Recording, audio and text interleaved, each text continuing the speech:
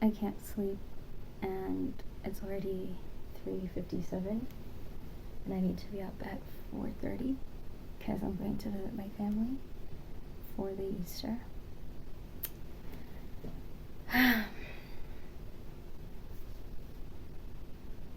So I thought, why don't I sit here and chat with you guys until my alarm goes off.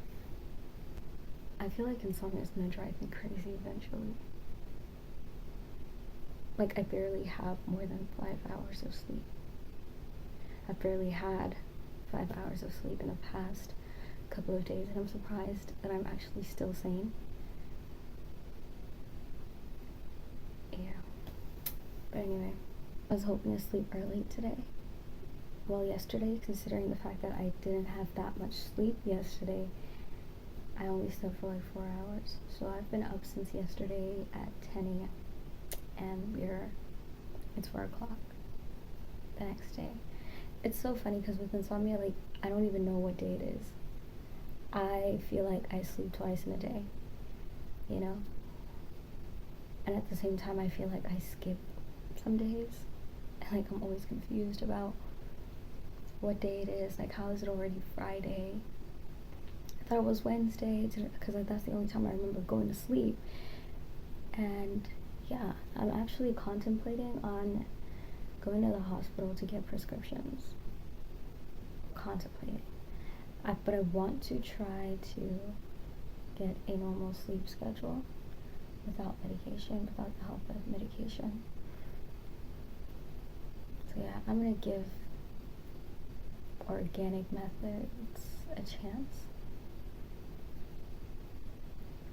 Yeah. And if it looks like I'm dozing off or like dissociating, I probably am. It's probably just the effects of the insomnia. So, yeah. But anyway, my mom has been visiting her little sister for a while now. And so I've been here by myself, and I kind of am getting like the experience of what it feels like to live alone. And I'm thinking, you know what? I am destined to live alone. And I'm not saying that in like a depressing way, because it's not depressing at all. It's actually pretty amazing.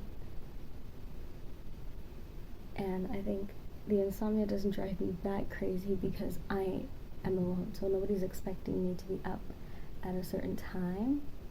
No one is expecting me to be doing anything for anybody. It's just me here. I can cook at 2 a.m.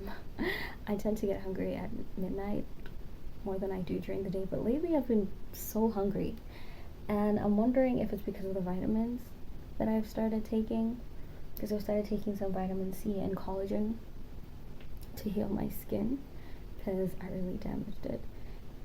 And so I wanted to, you know, apologize to my skin and how I've been treating it by buying these supplements to help boost the healing process, I guess. So yeah, but they're making me so hungry. I feel like my stomach is a bottomless pit. I get so hungry, and it's frustrating for me because I'm not one to eat heavy.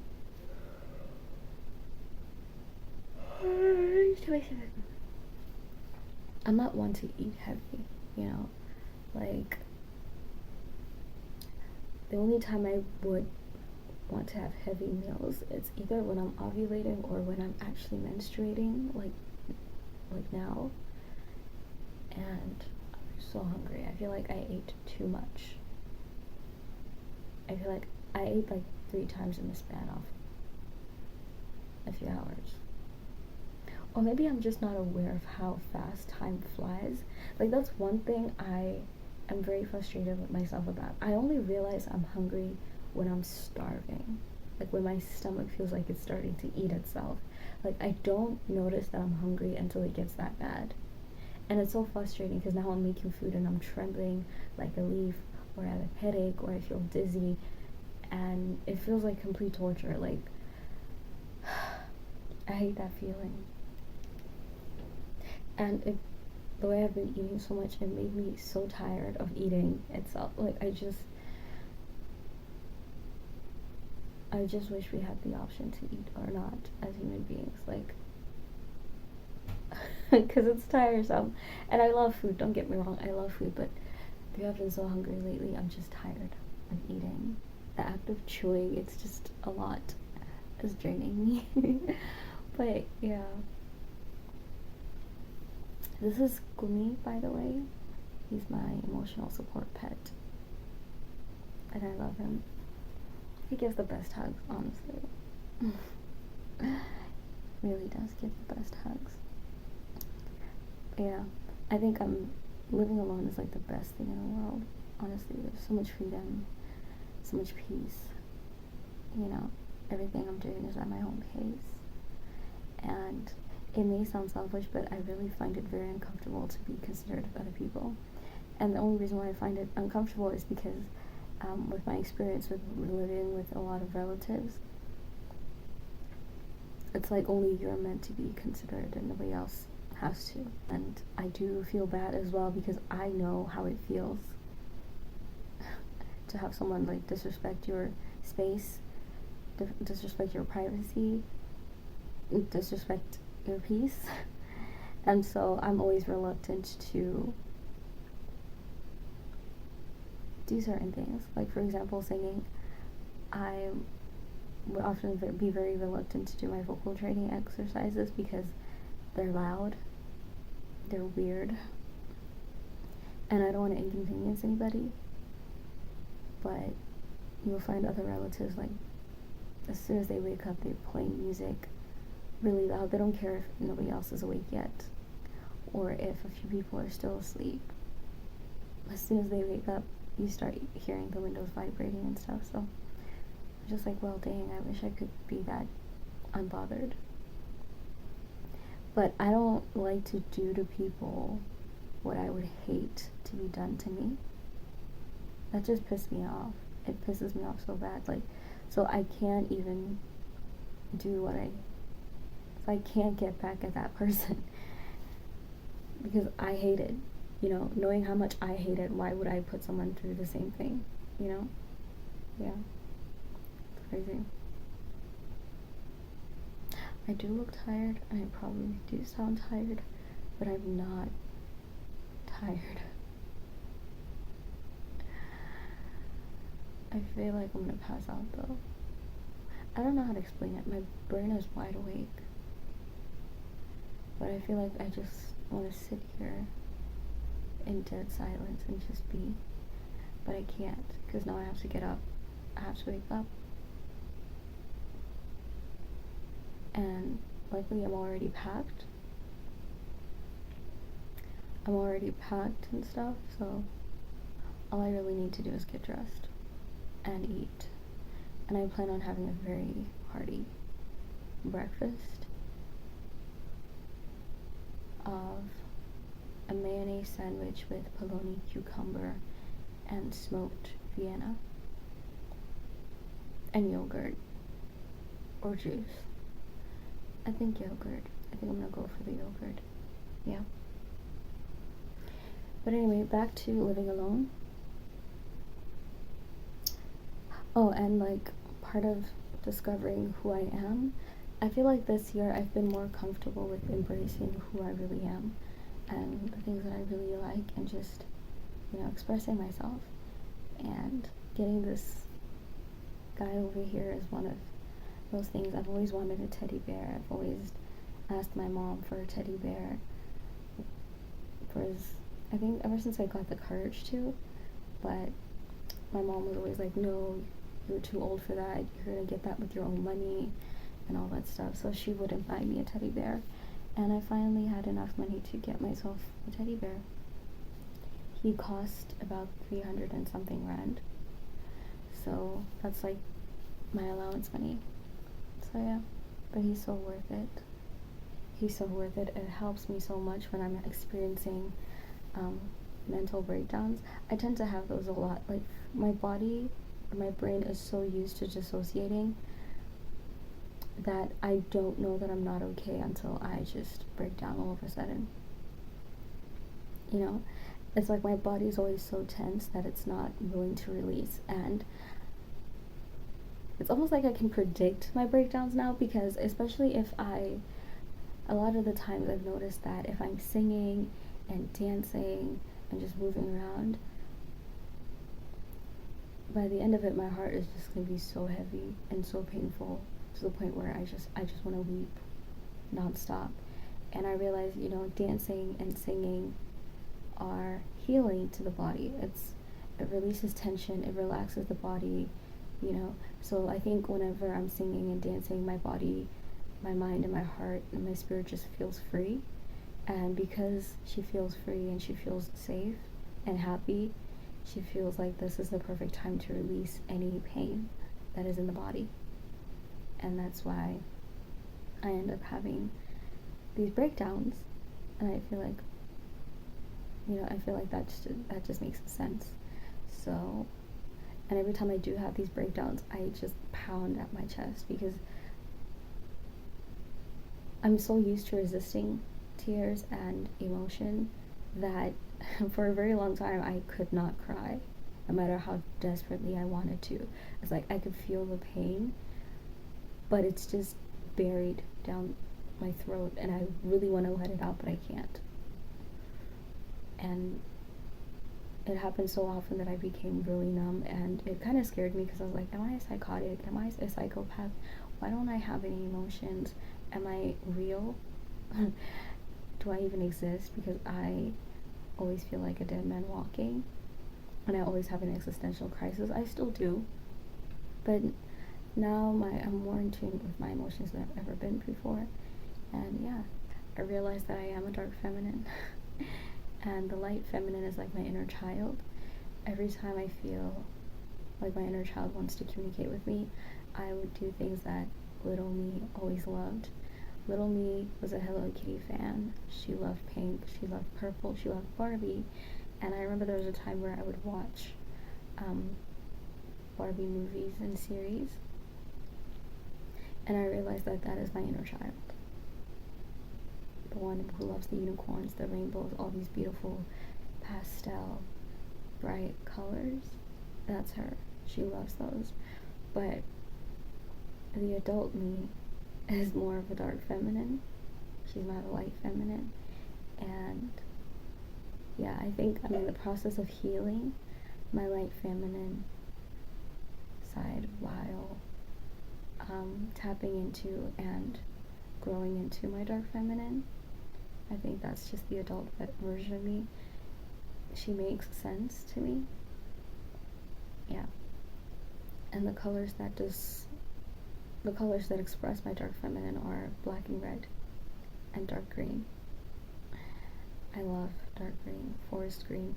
It's just so breathtaking. Even with red, especially dark red, burgundy, crimson, the color of blood. I really love that color. It's very calming. I realize that the color itself, just being exposed to it, has the same or similar effect as seeing my own blood. And the color black really makes me feel safe and protected and sturdy. That's another thing I discovered. And the color red makes me tap into my intense emotions, because I'm a very hypersensitive person. And you would think that if someone says they're a highly sensitive person, you'd think they cry at everything, they explode at everything, but no. We just implode internally. And every time I try to physically or verbally express how I feel, the people around me, they get overwhelmed really quickly. Like, I get overwhelmed as well, because my emotions are just so intense. They're so intense. It's like I'm drowning, which makes me laugh, because I'm just like, how am I not a water sign? But I guess I do have water sign in my charts, because I'm a Pisces rising, so I'm just like, okay, that makes sense, because the emotions that I have, they're so intense, but then they're so filling as well. Like, I'm not a shallow person. I can't be shallow to save my life. And everything about me is just always deep and profound and raw and very intimate. most of us who are deep feelers, you know, we tend to not have such a big group of friends and people in our lives. Like I want to so badly create a very, very safe, very inspiring, and comforting environment for myself. So that's why I'm excited to get my own place, so I can decorate it the way I want to. And I feel like I'm gonna have a lot of female art around my place. I don't know, the female body is so breathtaking. It is so beautiful and just so majestic. And like a part of me is like, maybe I should have those portraits, but instead of it being just some random woman, it would be me. But I'm just like, I don't know. I might actually do that, and I'm probably gonna do the photo shoot myself because I don't like to be seen like that by anybody. I don't. So, yeah. I think those type of intimate photo shoots, I'll do them myself because I'm very much a DIY kind of girl. I like to do things on my own. Yeah. So, probably do those type of photo shoots and then have those pictures in my room, in my bedroom or bathroom, you know, like sensual pictures of the female body, my body. I don't know. That's what I envision. That's what I see. And I wouldn't mind because I feel like once I have my own space, not a lot of people will be able to come over, honestly. I think only my soulmates would be able to come to my place. But like another part of me is like, I don't think I'll be able to let anybody in my house. And it's also nice because a lot of people in my life don't like cats. And I love those fur balls. I love them with my entire spirit. I feel like they're just a part of my spirit as well. You know?